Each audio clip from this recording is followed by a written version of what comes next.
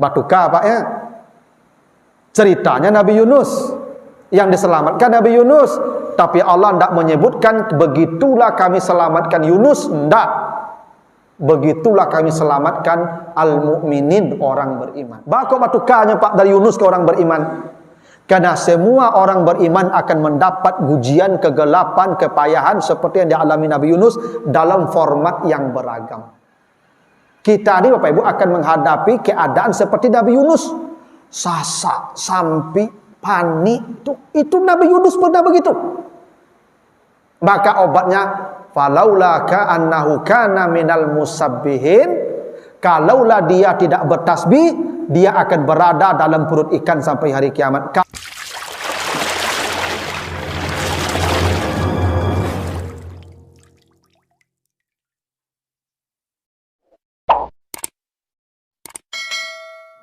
Warahmatullahi wabarakatuh.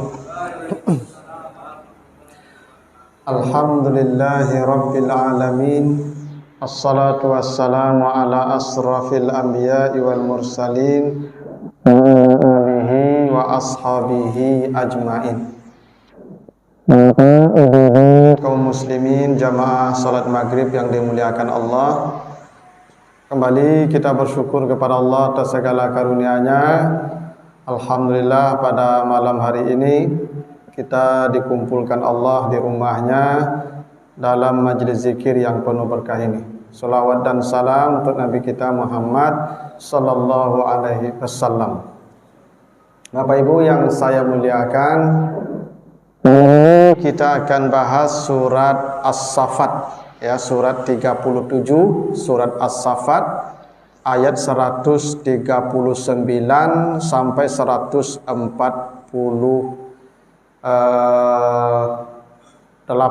sampai ayat 148. Di 139 surat As-Saffat sampai 148, di mana ayat ini menceritakan tentang kisah Nabi Yunus alaihissalam. Nabi Yunus ini diceritakan Allah di beberapa surat. Ada surat As-Saffat yang akan kita bahas ini yang paling panjang dan yang cukup lengkap ya, dari 139 sampai 148. Nanti ada di surat Al-Anbiya ya, surat 21 ayat berapa ya, 87 88. Nanti ada lagi di surat Al-Qalam, dan nanti ada lagi di surat Yunus yang diberi nama dengan namanya sendiri, surat Yunus, surat yang ke-10 ayat 98. Nah, dari sekian ayat yang bercerita tentang Nabi Yunus, nah di surat As-Saffat ini yang paling lengkap, yang cukup panjang uraiannya. Kalau kita bahas surat As-Saffat ini, kita baca ayat dulu. A'udzubillahi minasyaitonirrajim. Wa inna Yunus laminal mursalin. Sesungguhnya Yunus adalah salah satu di antara Rasul Allah. Iz abaqa ilal fulkil mashhun. Ketika dia lari lalu menumpang kapal yang penuh sesak. Fasahama fakana minal mudhadin. Kemudian penumpang kapal itu diundi untuk dicampakkan ke dalam lautan, dan Nabi Yunus kalah dalam undian itu. Faltakamnahul khut wa huwa mulim.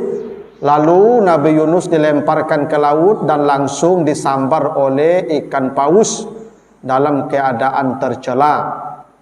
Falaula annahu kana minal musabbihin, kalaulah Nabi Yunus tidak bertasbih di dalam perut ikan, lala bisa fi batnihi ila yaumi yub'asun, pastilah Nabi Yunus akan mendekam dalam perut ikan itu sampai hari kiamat. Fanabaznahu bil ara'i wa huwa sakim.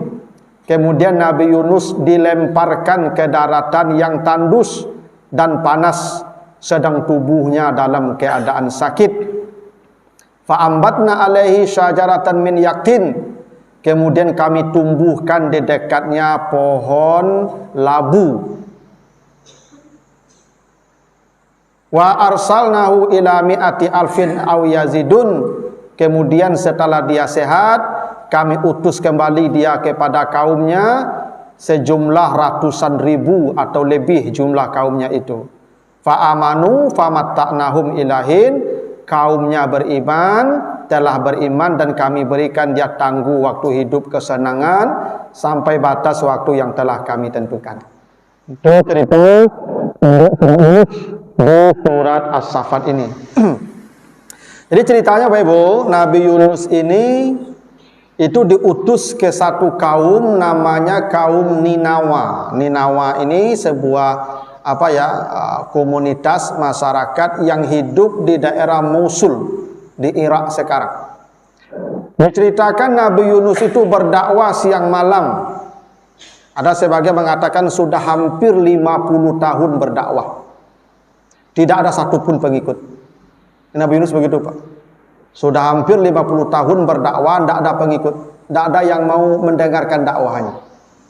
Akhirnya Nabi Yunus marah. Nanti dijelaskan di surah Al-Anbiya itu ayat 20, ayat 86 87 itu sampai 88 ya. Wa zannun izzahaba mughadiban. Ingatlah cerita Nabi Yunus yang lari dari kaumnya dalam keadaan marah. Ini kesel kaum umatnya Ibu. Mungkin 50 tahun berdakwah, tidak ada yang mau beriman. Kata Nabi Yunus, mereka tuang langsung surang lagi, panik dan macam. Ya kan? Akhirnya kaburnya lagi Ibu. Lalu mulai paniknya lagi. Nabi itu tidak boleh meninggalkan umatnya Ibu ya. Makanya Nabi Yunus nanti dihukum dimakan ikan dia itu. Karena meninggalkan umat itu sebuah kesalahan bagi seorang nabi dan pewarisnya. Jadi nabi itu kalau umat pembangkang tetap tidak boleh lari dari umat sampai Allah perintahkan lari. Nabi Hud diperintahkan lari, Nabi Saleh diperintahkan lari sebelum azab datang. Nabi Syu'aib diperintahkan lari, Nabi Ibrahim diperintahkan hijrah, Nabi Muhammad disuruh hijrah. Tapi semua atas perintah Allah. Nabi Yunus lari bukan perintah Allah, marah, mughadiban. Itu maka dihukum Allah dia tuh. Itu makanya Nabi Yunus dalam perut ikan itu berkata, la ilaha illa anta subhanaka inni kuntu minaz zalimin. Dia mengakui kezalimannya, ya Allah, maha suci engkau, tidak ada Tuhan selain engkau, saya sungguh termasuk orang yang telah berbuat zalim. Jadi lari dari umat itu tidak boleh. Lari dari jamaah itu tidak boleh. Jadi saya ini Bapak Ibu kalau ceramah jamaah Al-Hijriyah aku tangka-tangka Bapak Ibu. Abo berceramahnya mau talo sama-sama Bapak Ibu. Tiap berceramah abo citu kerajo jamaah siko Bapak Ibu. Maka saya tidak boleh mengundurkan diri ke pengurus. Pak pengurus tidak taluk abo ceramah di Al-Hijriyah Bapak Ibu. Betul? Jamaahnya mada. Itu tidak boleh itu Pak. Ya. Tidak boleh lari dari jamaah. Datang setarui. Kecuali pengurus dalam perhentian awak. Pak Ustaz, kami kamu nuka Ustaz lah ya jadi tidak apa. Tapi minta mundur karena jamaah kau tangkah, tidak boleh Bapak ya. Tetap datang, tetap sampaikan. Walaupun jepakuk telinga sadonya. Itu Bapak ya. Nah kesalahan Nabi Yunus itu lari dari kaumnya karena marah, jengkel, kesal. Karena dia lari maka dia menumpang kapal yang hendak ke suatu tempat, ke sebuah pulau, yang kapal itu penuh sesak. Lapadik penumpangnya. Pokoknya Bapak kalau menumpang motor, kendaraan, kapal, lapanu aja nangis je lain. Pokok masalah di jalan begitu tu. Itu. Maka tetap juga dia menumpang kapal yang sudah penuh itu di tengah lautan. Ini ceritanya sebagian mengatakan ada badai, sebagian mengatakan ada serangan ikan paus. Jadi kapal diserang ikan paus, lalu solusinya barang-barang diturunkan. Udah dilempar barang-barang ke bawah supaya kapal itu bisa lebih stabil. Dilempar barang-barang tidak bisa juga, masih kurang juga keseimbangannya. Akhirnya mungkin ini kelebihan penumpang dibuang ke lautan. Tidak mungkin Pak, siapa yang mau dibuang? Maka dibikin undian. Siapa namanya yang keluar, maka dia dilempar ke lautan. 3 kali diundi, tetap nama Yunus yang keluar. Karena nahkoda tahu dengan Nabi Yunus ini, Nabi ini tidak mungkin dilempar. Ulang lagi, Nabi Yunus juga. Ulang lagi, Nabi Yunus juga. Akhirnya Nabi Yunus dilemparkan ke lautan, langsung dimakan ikan paus, dibawa ke dasar lautan. Maka disitulah Nabi Yunus merasakan gelap yang sangat. Fanada fiz zulumat, itu kata Allah tuh di surat Al-Anbiya itu 87 itu, dia berteriak dalam kegelapan yang sangat. Pertama paru ikan itulah kalem tuh. Dalam paru ikan apa yang kalem ibu tuh ke samping tuh mah. Dibawa lu ke dasar lautan. Bapak Ibu, ke dasar lautan tuh gelap tuh Pak. Kegelapan yang bertumpuk-tumpuk. Disitulah Nabi Yunus bertasbih. La ilaha illa anta subhanaka inni kuntu minaz zalimin. Nah, setelah 40 hari dalam perut ikan, sampai 10 hari itu Pak, lama itu dalam perut ikan itu kalem sampai pengap. Akhirnya setelah bertasbih selama 40 hari, ya, la ilaha illa anta subhanaka inni kuntu minaz zalimin, 40 hari itu bertasbih, lalu ikan tadi melontarkan Nabi Yunus ke pantai. Badan Nabi Yunus mengelupas. Kerana tak kena cahaya sampai 10 hari, basah, gelap, mengelupi kulitnya, sakit keadaannya. Apalagi kurang oksigen selama 40 hari itu. Dan di mana dapat oksigen tu Pak? Bawa ke dasar lautan tu. Dalam keadaan sakit, Nabi Yunus dilemparkan ke pantai, tepat jatuh di pasir yang panas. Pernah bayangkan tu Pak tu? Kulit mengelupi, timbul dikasih angin. Berapa dia tu? Nah, lalu Allah tumbuhkan pohon labu di dekat Nabi Yunus. Disuruh dia makan labu. Sebagian mengatakan Nabi Yunus itu diusap badannya dengan daun labu. Bisa berbayangkan ya, badan lama ngelupih, basah, tu diambil daun labu yang kasih itu digosokkan ke badan tu tubik ini. Barak ke padi itu. Padi. Nah, setelah sembuh, maka dia kembali ke kaumnya. Ternyata kaumnya sudah beriman. Masalah apa ya? Ternyata ketika Nabi Yunus pergi meninggalkan umatnya, datanglah awan hitam. Allah hendak mengazab umat Nabi Yunus. Datang awan hitam seperti yang datang ke umat Nabi Lut. Awan hitam, ternyata hujan batu. Yang datang ke umat Nabi Syu'ib, awan hitam, mereka keluar disangkanya hujan, ternyata api yang turun. Ini umat Nabi Yunus juga datang awan hitam. Tapi ketika datang awan hitam, mereka bertobat sama-sama dan mereka beriman. Maka kemudian kata Allah, kalau Bapak baca nanti di surat Yunus tu ayat yang ke-98, lamma amanu kasyafna anhum azabal khizyi fil hayatid dunya. Ketika mereka beriman, kami buang azab yang menghinakan dari mereka. Satu-satunya umat yang tidak jadi diazab oleh Allah ketika azab sudah hampir datang, itu umat Nabi Yunus. Semua umat begitu awan hitam datang, begitu azab sudah datang, tidak ada yang batal. Semua azab turun. Umat Nabi Nuh diazab, umat Nabi Hud diazab, umat Nabi Lut diazab, umat Nabi Saleh diazab, ya, umat Nabi Syu'ib diazab. Satu-satunya umat yang tidak jadi diazab padahal azab sudah datang. Kami buang azab itu, kata Allah. Fakashafna anhum azabal khizyi. Kami buang kembali azab yang menghinakan dari mereka. Nah, jadi satu-satunya Bapak Ibu, umat yang dibatalkan azabnya oleh Allah itu umat Nabi Yunus. Jangankan menunda azab, membatalkan azab saja Allah pernah. Itu makanya kata Allah, Allah tidak akan mengazab satu kaum selama dalam kaum itu ada yang beristighfar dan berzikir kepada Allah. Jadi bisa jadi azab ditunda Allah sampai orang-orang salih habis semua, baru azab datang. Boleh jadi azab dibatalkan Allah, seperti yang terjadi pada umat Nabi Yunus. Mereka ketika Nabi Yunus datang ke kaumnya, Nabi Yunus kaget. Semua sudah baik, sudah saleh, sudah beriman. Maka Nabi Yunus hidup bersama mereka beberapa puluh tahun kemudian menghadapi kaum yang sudah beriman. Nah, itu cerita pendeknya, sinopsisnya cerita Nabi Yunus.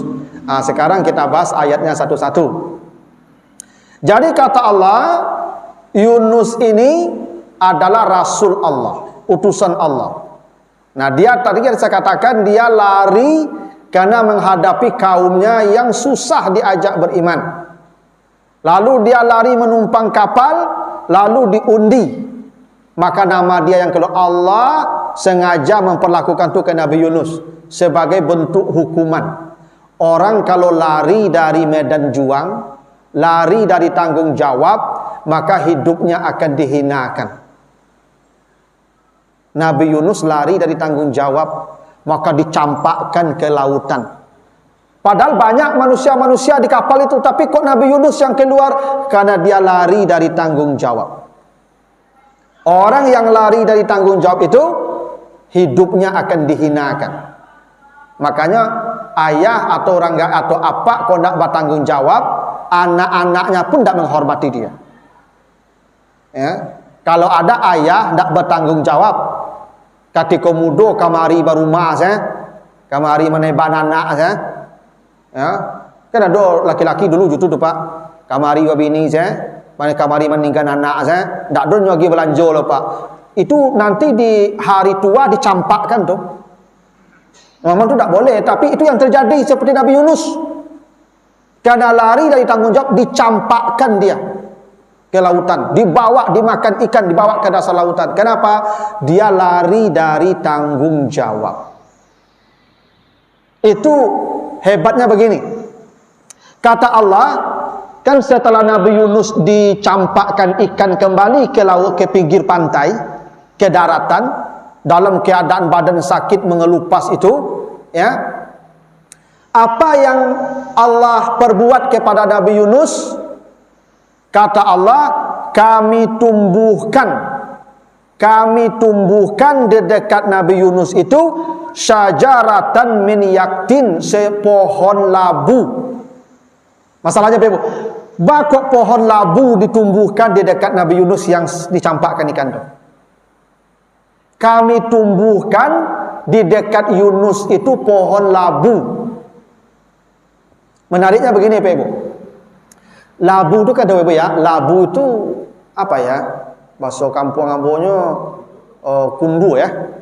Kundu atau batik kalau di kampung aku kundu lah, kundu. Kundu itu kan akar, ya nak? Kundu atau labu itu kan akar.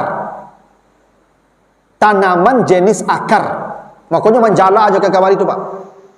Ya, akar tuh Pak. Tapi oleh Allah, pohon labu ini disebut pohon. Kan aneh ya? Disebut sajarah min yaktin, pohon labu. Padahal labu itu tidak pohon, labu itu akar. Tapi oleh Allah, labu itu disebut sebagai pohon. Kalau pohon dia punya batang. Labu tidak ada batangnya. Labu menjalar ke sana kemari. Dia jenis akar. Tapi oleh Allah disebut pohon seakan-akan dia punya batang yang besar. Kenapa labu disebut sajarah oleh Allah? Padahal dia bukan pohon. Karena labu itu, Masya Allah Pak Ibu ya, dia itu batang kecil, buah gadang-gadang. Ya Pak. Batangnya kecil Pak, sebesar kelingking. Cuman buahnya Pak, segadang-gadang kepala, segadang-gadang embe buahnya, ya enggak? Karena tanggung jawabnya besar, maka Allah hargai itu labu, maka disebutlah sebagai pohon, walaupun dia tidak pohon. Beringin, segadang antah batangnya, buahnya segadang-gadang kunyah.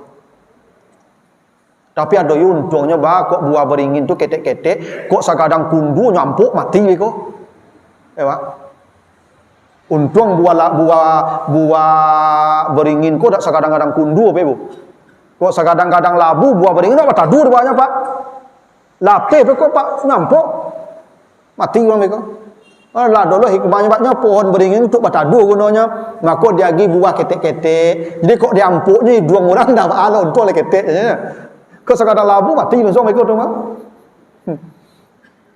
Tapi kenapa pohon labu itu disebut pohon? Karena tanggung jawabnya besar. Maka dia dinamai pohon, Pak. Labu itu Pak, buahnya kadang-kadang banyak. Masya Allah ya, tanggung jawab pohon labu itu Pak. Dan buahnya itu Pak, itu tidak pernah dalam apa ya, kayak kalau buah-buah yang di pohon kan biasanya ada yang apa namanya itu busuk sabalun masak. Ya tak? Lisuik namanya. Labu ku tak pernah lisuik dah Pak. Cobalah apa cari buah labu tu ada ndak ni lisuik menjalang tua, menjalangnya masak ndak. Sadonyo baik. Begitu tanggung jawab labu tu Pak. Batang ketek, buah banyak, gadang-gadang lah Pak. Tu kenapa disebut sajarah. Jadi Allah ingin kasih isyarat ke Nabi Yunus tentang tanggung jawab lewat pohon labu ini. Semakin besar tanggung jawabmu, semakin tinggi nilaimu. Maka labu saya namakan sebagai pohon, kata Allah. Di samping labu ini Pak, itu tanaman yang hidup tidak memilih tempat. Bapak Ibu tanggunglah labu, di mana saja ditanam, dia tumbuh. Di pantai boleh, di sawah boleh, di pematang boleh, di hutan boleh, dimanapun ditanam, tetap hidup dan berbuah. Ini ya Allah ingin kasih syarat, dimanapun orang tu kalau dia beriman, kalau dia memang ya seorang orang pilihan, tidak akan mengeluh dengan keadaan. Bahkan labu itu Pak, kalau diambil batang labu itu ditutup jalurnya, akan dia daki itu nyopanjek Pak. Coba ambil labu ke Pak, tutup jalan nyomanjala tu Pak, nyopanjek tutup di tu. Begitu semangat pohon labu Pak. Tidak ada halangan yang bisa menutup jalannya. Itu kenapa pohon labu ditumbuhkan. Nah, ada memang Bapak Ibu, pohon labu ini memang cocok buahnya untuk orang sakit. Karena labu itu kan lunak dimakan tuh. Orang kalau sakit, makanya ada orang kalau damam panik, ubeknya kundu batang. Enak. Hanya lunak apa Ibu? Memang sehat kalau makan kundu tu. Pencernaan wak rancak dia. Ibu kalau makan kundu banyak-banyak, tu buang air panjang semua, malancar buang air ni. Nah, tapi kalau makan pelo banyak, sakit ni mereka tu. Ya. Maka makan kundu aku rancak Pak, sehat adanya. Makanya orang sakit rancak makan kundu Pak. Makanya ketika Nabi Yunus sakit, maka dikasih tanaman ditumbuhkan itu labu, sajara min yaktin. Ada yang menaik diceritanya Pak Ibu. Jadi kata Allah, kalaulah Nabi Yunus tidak bertasbih, falaula annahu kana minal musabbihin, andai Nabi Yunus tidak bertasbih, tidak mengatakan la ilaha illa anta subhanaka, maka Nabi Yunus akan mendekam dalam perut ikan sampai hari kiamat. Satu, ayat ini memberi isyarat itu ikan Nabi Yunus masih hidup sampai sekarang. Masih hidup. Sebab kata Allah, kalaulah tidak bertasbih Nabi Yunus, sampai hari kiamat dia di dalam perut ikan itu. Berarti ikan itu hidup sampai kiamat. Apa je nampak cari lima ikan tu dah semuknya lah. Selawi ko lawi. Enak. Tapi ayat ini memberi kesan ikan Nabi Yunus ko masih hidup, Pak. Allahu a'lam, dan itu boleh percaya boleh tidak. Tapi kan Al-Quran kasih isyarat begitu. Andai Nabi Yunus tidak bertasbih, kata Allah, dia akan berada di perut ikan itu sampai hari kiamat. Berarti ikannya sampai kiamat hidup tuh. Tapi sebagian mengatakan udah mati kan ya, atau tidak penting juga. Tapi kalau ada yang memahami begitu dari nas ayat ini, itu boleh saja karena memang dibenarkan dan memang tidak salah. Yang kedua, ternyata tasbih itu Bapak Ibu adalah amal yang paling hebat ketika kita dalam keadaan sulit. Ibu bapak kalau sakit nanti, ya kalau berada dalam kondisi sakit, jangan berdoa minta sehat. Jangan. Ya Allah, sembuhkanlah ya Allah. Tak begitu doanya Pak. Bapak Ibu kalau sakit, itu zikir, tasbih. La ilaha illa anta subhanaka inni kuntu minaz zalimin. Kenapa itu yang dibaca? Karena penyakit ibu bapak itu karena kezaliman kita selama ini. Bapak ibu tidak akan dikasih penyakit oleh Allah kecuali karena kezaliman kita banyak.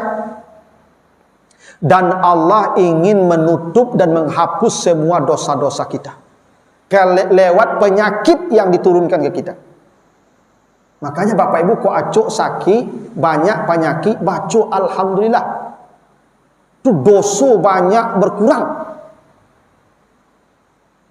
Jangan bangga Bapak Ibu tak pernah sakit. Ambo Ustaz lah 65 Ustaz. Tak pernah sakit lo Ustaz. Itu banyak dosa tu. Ya dah ada diskon dosa lah tu Pak. Justru yang sakit tu yang banyak diskon dosa tu. Ibu bapak kalau ya sakit itu kan biasanya banyak dirasakan ketika sudah tua anak. Ketika muda jarang sakit kan? Lah tua ko lah macam-macam sakit, nan lutut, nan pinggang, nan parui, nan gigi, nan kepala lah sakit sadonya. Bakok lah gaya ko apa banyak penyakit, ibu banyak penyakit. Ibu apa ndak kalamo lai. Allah sayang daripada besok panjang urusan di akhirat, kini diselesaikan dengan cara penyakit. Supaya dosa itu hapus. Karena kata Nabi, ma min syaukatin yusaku bihal abdu illa muhiyat biha khatayahu. Itu hadis sahih itu. Tidak ada satu pun hamba yang tertusuk duri badannya. Kan sakit toh? Kecuali sakit tusukan duri itu menggugurkan dosa-dosanya. Jadi sakit yang apa ibu derita itu cara Allah menghapus dosa. Jangan minta sehat. Beko tak jadi tapi dosa beko lah. Saparo baru tapi itu lah minta sehat lah sehat. Itu dosa itu panjang di akhirat disuruh biarkan. Kalau berubek boleh berubek. Berubeklah sunatullah. Tapi jangan minta sehat. Kenapa? Belum tentu sehat itu baik. Jadi Bapak Ibu kalau jujur menjawab, Bapak Ibu ketika sehat, ketika sakit, mana banyak berzikir? Ketika sakit, ketika sehat, kian kamari berjalan Bapak Ibu. Ya tak? Lah sakit, subhanallah, alhamdulillah, Allahu akbar, la ilaha illallah. Tak betul? Sakit, sehat lah betul. Dah ada subhanallah ya Pak, lewat. Ada rancak sakit tu. Bapak Ibu ketika sakit tu Allah menarik kita. Mari mendekat ke saya kata Allah. Tu baku ketika sakit Bapak Ibu Quran takana, zikir takana, masaji takana, kebaikan takana. Minimal kalau sakit dosa berkurang. Ambo tak pernah mendengar orang sakit, orang stroke memperkosa orang Bapak Ibu. Karena kalau sudah sakit, tidak ada lagi kemampuan berbuat maksiat itu ditutup Allah. Karena dia sudah sakit. Minimal itu cara Allah ya menutup pintu maksiat kita, disakitkan badan kita. Tapi sakit itu menghapus dosa. Kenapa Nabi Yunus dikasih penyakit wahuwa sakim? Kenapa dia dikasih penyakit kulitnya mengelupih? Dicampakkan ke pasir panas. Karena dia ada kesalahan. Nabi-nabi itu memang kekasih Allah. Bila seorang nabi berbuat salah, Allah hukum dia di dunia. Karena Allah tidak akan lagi mempersoalkan dia di akhirat. Karena kekasih Allah. Nabi Sulaiman dulu pernah terlambat salat asar gara-gara memandikan kuda. Nanti baca surat Sad mulai ayat yang ke-32 sampai 36. Nabi Sulaiman pernah memandikan kuda. Sulaiman itu raja apa orang kaya. Dia punya hobi mengoleksi kendaraan mewah seperti Alphard, Lamborghini, Ferrari, itu kendaraannya tuh. Cuman dulu kuda-kuda mewah.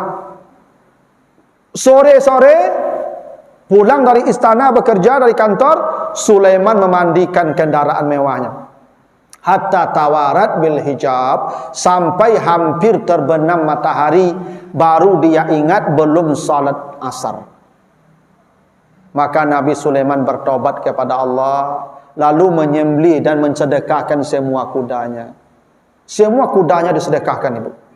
Dan dia tidak mau lagi pakai kuda. Semua kudanya disedekahkan.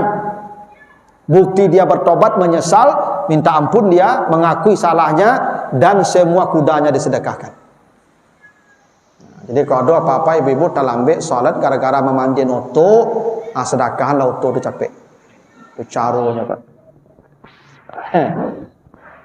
Iyalah.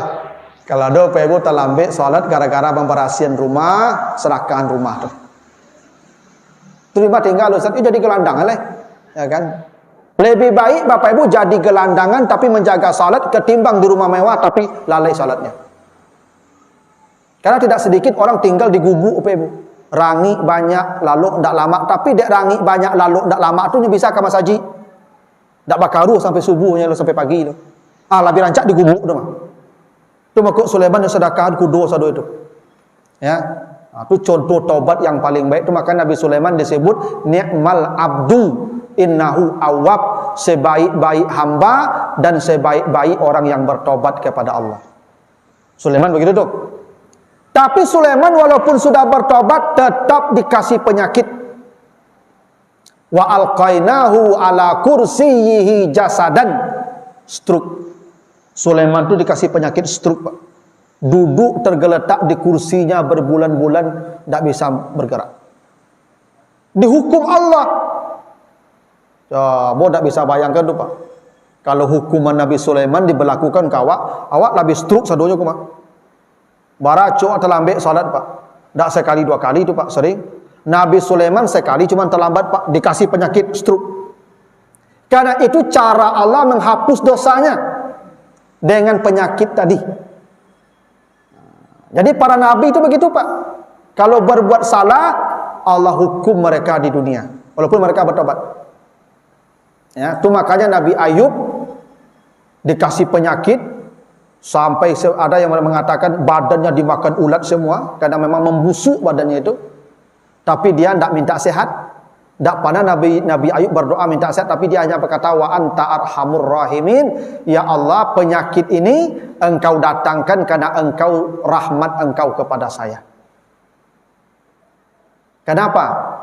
Kenapa Nabi Ayub mengatakan penyakit itu rahmat dari Allah? Karena Nabi Ayub pernah jadi orang kaya, Pak. Nabi Ayub itu pernah kaya raya, Pak. Harta itu banyak Nabi Ayub itu, Pak. Sebelum jatuh miskin, sebelum berpenyakit. Ada sebuah kaidah, Pak, pepatah, mengecek kalau banyak terselip bohongnya. Itu maka orang kalau banyak mengecek jadi otak. Dan otak aku dutuh. Itu ke otak namanya. Itu maka orang kalau banyak mengecek kadang otak, enggak, kadang otak itu berdutuh situ. Ya, Pak. Bab kalau bicara terlalu banyak ada bohongnya. Harta kalau banyak terselip yang haramnya di dalam. Pasti harta Bapak Ibu kalau banyak ada yang haram dalam itu. Dan kata Nabi apa? Kullu lahmin nabata minal haram fannaru aula bihi. Semua daging yang tumbuh dari makanan haram, neraka tempatnya. Kalau ada Bapak Ibu makan harta haram walaupun sesuap, nanti dibersihkan di neraka pasti itu. Allah sebut begitu, Nabi sebut begitu. Nabi Ayub sadar betul dia pernah jadi orang kaya.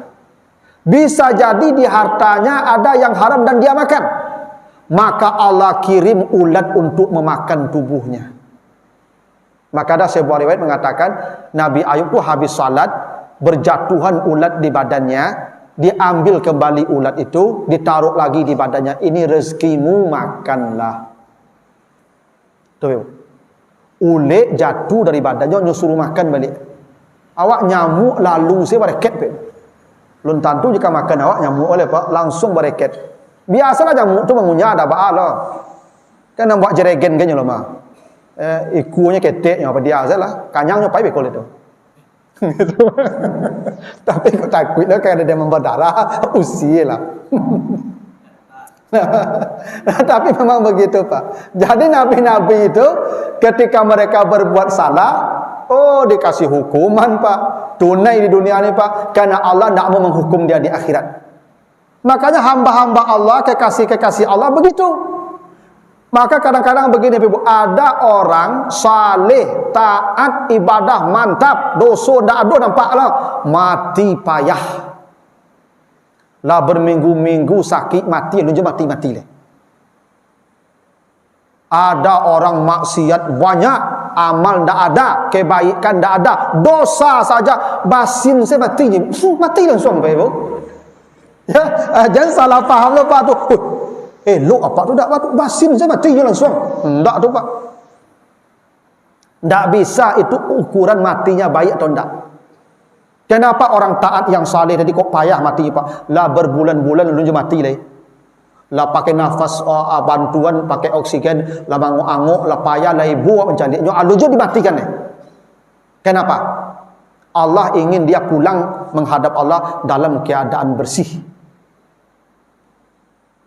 Maka mati dipayahkan Allah. Dosonya banyak. Allah tidak ingin, tidak taluk dia dan neraka Allah. Neraka tak taluk Allah. Allah tidak ingin mengazab dia. Di dunia diselesaikan, dipayahkan matinya. Maka kalau mati payah tu orang saleh, itu cara Allah menunjukkan rasa sayangnya tu. Dihapus dosanya tu. Makanya duri saja yang menusuk badan kita sakit dihapus, apalagi mati yang payah tu. Karena mati itu puncak sakit. Jadi jangan salah sangka, jangan Bapak Ibu apa nama itu lah kok payah mana mati. Padahal dia orang baik, orang saleh.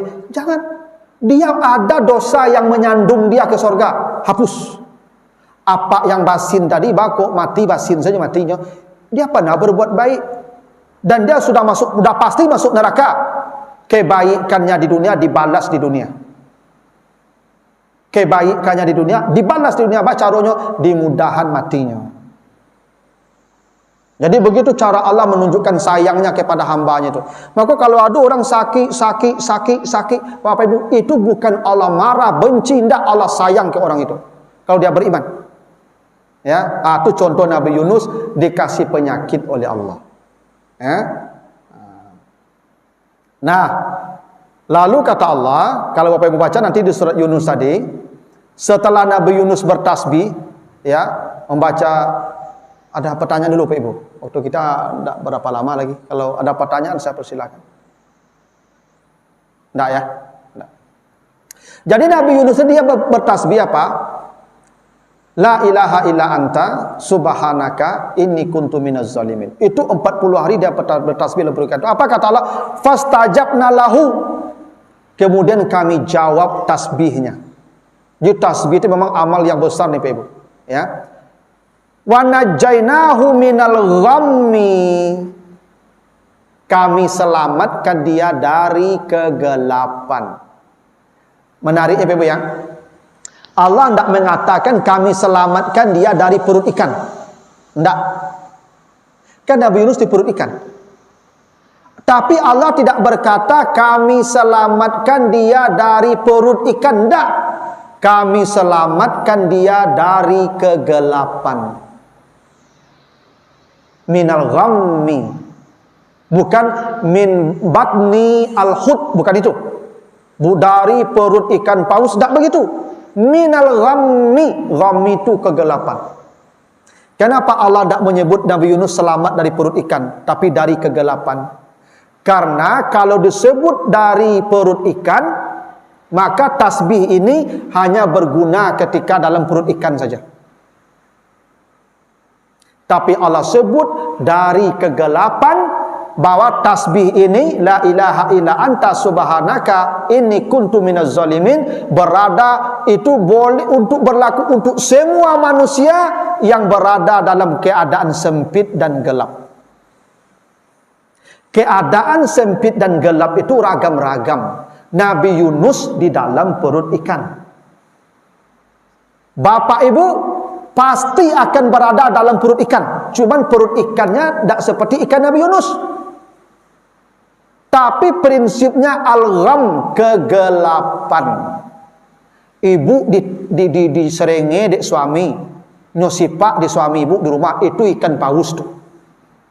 Itu ikan paus. Ya. Apa yang melapak ibu itu apa itu ikan paus tuh.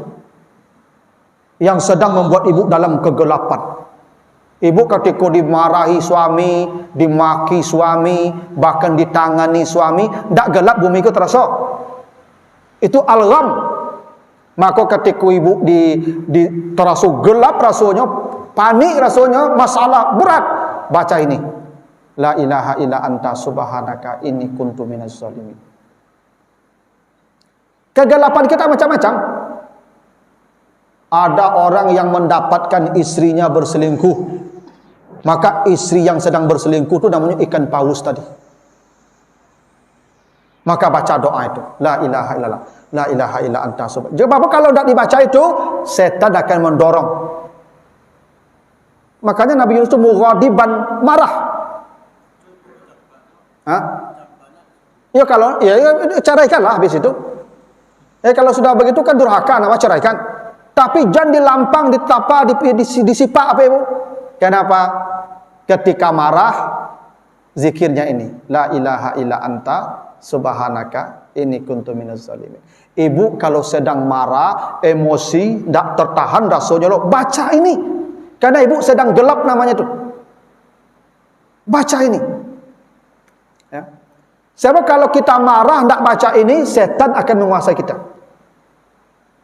Makanya ini Nabi Yunus tidak disebutkan selamat dari perut ikan, tapi dari kegelapan. Karena semua kita akan menghadapi hari-hari gelap. Anak membuat awak panik, ya kan? Ya, kayak mana misalnya ibu mohon na'udzubillah ya, anak ibu terlibat narkoba, itu ikan paus tuh Pak, yang sedang mendekap kita.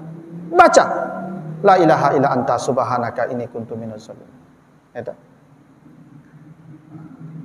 Misalnya bapak ibu, ya kan, sedang memuncak marah, sudah baca ini. Tapi bacanya apa ibu? Jangan berang lo bacanya. La ilaha illa anta subhanaka. Itulah berang pak ibu baca nama itu.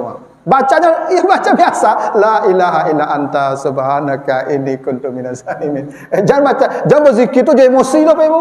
Nyoleh berzikir pe emosi ya pak. Ya dah. Nah begitu. Nah itu kenapa Nabi Yunus tidak dikatakan kami selamatkan dari perut ikan, tapi minal ghammi. Semua kita tuh akan menghadapi masa-masa gelap. Pasti itu Ibu.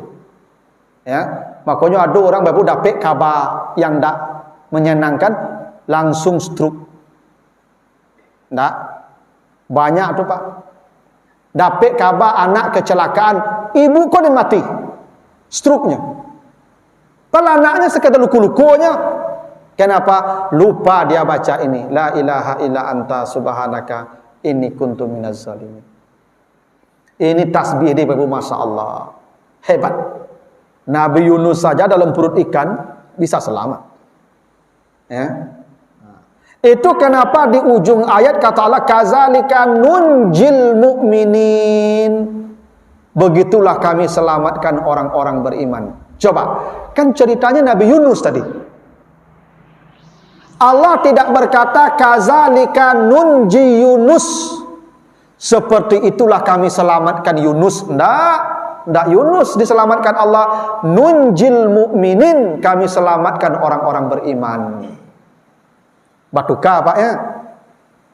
Ceritanya Nabi Yunus. Yang diselamatkan Nabi Yunus. Tapi Allah tidak menyebutkan begitulah kami selamatkan Yunus. Tidak. Begitulah kami selamatkan al-mu'minin, orang beriman. Bako batukanya Pak dari Yunus ke orang beriman. Karena semua orang beriman akan mendapat ujian, kegelapan, kepayahan seperti yang dialami Nabi Yunus dalam format yang beragam. Kita ini Bapak Ibu akan menghadapi keadaan seperti Nabi Yunus. Sasak, sampai, panik. Itu Nabi Yunus pernah begitu. Maka obatnya, falaula ka'annahu kana minal musabbihin. Kalaulah dia tidak bertasbih, dia akan berada dalam perut ikan sampai hari kiamat. Kalau Bapak Ibu tidak bertasbih, kesulitan itu akan mendera kita sampai mati. Kalau Bapak Ibu tidak bertasbih ketika kesusahan datang, kesusahan itu akan menerpa kita sampai mati. Supaya selamat seperti batu, la ilaha illa anta subhanaka inni kuntu minaz zalimin. Ini Bapak Ibu ya. Ya, hebatnya cerita Nabi Yunus ini yang diceritakan di surat As-Saffat ini. Begitu. Jadi yang paling pokok, kalau Bapak Ibu berada dalam kondisi berat, sulit, beban hidup, ujian, cobaan, bencana, petaka, apapun itu yang membuat gelap terasa, maka baca zikir, tasbih ini. Dan sudah teruji. Terutama dalam marah. Kan konteks ini izahaba mughadiban, ketika marah langsung baca tasbih. Marah itu akan reda. Ya. Makanya Pak kalau berang ke ibu baca tasbih, insyaallah tidak jadi bercerai. Ibu kalau emosi baca ini cepat, tidak jadi bercerai. Orang yang bercerai itu Pak Ibu karena lupa dia dengan tasbih. Kalau ada manusia bercerai suami istri pasti lupa tasbih. Ada yang bertasbih tadi tidak akan bercerai. Percayalah. Kenapa? Kalau dia tidak bertasbih, kata Allah, dia akan didera kesulitan itu sampai kematian, sampai hari kiamat. Itu hebatnya tasbih ini, Pak. Nah, begitu. Ada pertanyaan, Bapak Ibu? Sampai sini.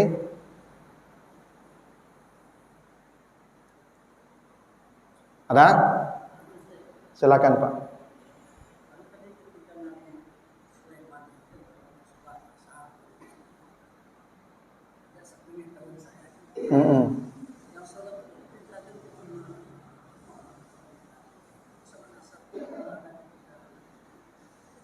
Oh ya, salat itu ibadah pokok sejak Nabi Adam. Nabi Muhammad sebelum salat 5 waktu diperintahkan di peristiwa Isra Mi'raj itu sudah salat juga. Apa buktinya? Baca surat Al-Alaq. Ara'aital ladzi yanha 'abdan iza shalla. Nabi Muhammad tuh di Makkah tuh sebelum Isra Mi'raj sudah salat. Maka Abu Jahal berkata, kalau saya lihat lagi Muhammad masih salat juga, saya patahkan lehernya. Itu yanha abdan iza salat itu Abu Jahal tuh, Pak. Yang ketika Nabi salat diinjaknya kepala Nabi itu, Pak. Bapak Ibu kalau baca cerita Nabi Ibrahim, kenapa Nabi Ibrahim memindahkan anaknya ke Makkah, Ismail? Di surat Ibrahim ayat 37 ya. Anaknya lahir di Palestina, dipindahkan ke Makkah, diletakkan di pinggir Ka'bah Baitullah. Apa kata Ibrahim? Rabbana liyuqimus shalah. Ya Allah, saya tinggalkan anak saya di samping Baitullah supaya salat mereka menjadi baik. Berarti Nabi Ibrahim salat. Nabi Shu'aib, apa pertanyaan umatnya ketika Nabi Shu'aib berdakwah? Jangan curang dalam takaran dan timbangan. Apa kata umat Nabi Shu'aib? Apakah engkau salat ini karena engkau salat mengatakan itu? Salat Nabi Shu'aib. Nabi Isa, wa awsani bis salati waz zakati ma dumtu hayya. Allah memerintahkan saya salat selama saya hidup. Semua nabi-nabi salat sejak Nabi Adam sampai manusia terakhir. Bila salat sudah berhenti di muka bumi, disitulah kiamat akan terjadi. Karena bumi tidak pernah kosong dari orang-orang yang salat. Nah, tentu praktek salatnya beda dengan kita. Makanya Nabi Musa salat. Ketika Nabi Musa sampai di lembah tua, apa kata Allah? Innani anallah la ilaha illa ana fa'budni wa aqimis salah. Nabi Musa salat. Makanya umat Nabi Musa diceritakan salatnya 50 kali. Itu makanya direvisi kata Musa ke Nabi Muhammad, naiklah balik, minta kurang hafid, kurangi. Karena 50 kali itu berat umat saya pernah. Ya tak bayang dah boleh Pak, kok 50 kali semayang Pak. Waktu 24 jam je Pak. Sekali setengah jam azan orang Pak. Ya Pak. Ibu jalan lama ego baru tiba di rumah kamu kena azan balik. Lari lo ke masjid balik. Jalan lalu tik sakit. Apa aku pulang tiba rumah ego kan tiba lah buka kena azan balik. Akhirnya yang azan kena berang yang azan panjang jang mah. Mana je setengah jam azan mah. Bayangkan tu Pak. Ya tentu cara salatnya ragam-ragam lah, tapi intinya semua salat. Kenapa disebut salat asar? Karena dalam itu disebutkan hatta tawarat bil hijab, sampai hampir matahari terbenam. Salat menjelang matahari terbenam itu ya asar. Nah, disitulah para ulama mufasir memahami salat yang terlambat Nabi Sulaiman itu salat asar. Memang salat itu bisa jadi berbeda dengan salat yang kita kerjakan hari ini. Karena salat ini sempurnanya di umat Muhammad. Makanya al-yauma akmaltu lakum dinakum. Hari ini baru agamamu sempurna, termasuk salat. Bahkan salat ni Ibu, ketika awal-awal diperintahkan di Madinah, di Makkah dan Madinah, itu sebelum hijrah dan di awal hijrah, salat ini 11 rakaat. 2 subuh, 2 zuhur, 2 asar, 3 maghrib, 2 isya. Tidak ada 17 rakaat Pak. Awal salat itu 11. 17 rakaat setelah hijrah ke Madinah. Perintah pertama 11. Makanya kata Nabi, orang yang musafir kembalilah salat seperti pertama kali diperintahkan Allah. 11. Itu maka zuhur jadi 2 kasar, asar jadi 2 kasar, isya jadi 2 kasar. Subuh tak boleh dikasar, kena 2 dari awal. Maghrib tak boleh dikasar, kena 3 dari awal. Salat itu pun berubah di masa Nabi, apalagi sebelum Nabi. Pasti banyak perubahan-perubahan. Karena syariat-syariat umat lalu berlaku untuk masa itu, untuk umat itu, tidak di masa lain, tidak di umat lain. Tapi syariat umat Nabi Muhammad kafatan linnas, berlaku universal untuk semua manusia. Tidak ada perubahan lagi. Jadi mereka sudah salat gitu. Nah begitulah dulu Bapak Ibu ya. Jadi ibu kalau di berangnya Pak di rumah capek baca doa Nabi mesti. La ilaha illa anta subhanaka inni kuntu minaz zalimin. Tuh caranya ya, supaya ibu-ibu selamat. Apa kalau berang capek baca doa itu ya, tasbih. Itu. Dan itu akan terjadi ya. Begitulah, mudah-mudahan ada manfaatnya, lebih kurang mohon maaf. Subhanakallahumma wa bihamdika asyhadu an la ilaha illa anta astaghfiruka wa atubu ilaika. Wassalamualaikum warahmatullahi wabarakatuh.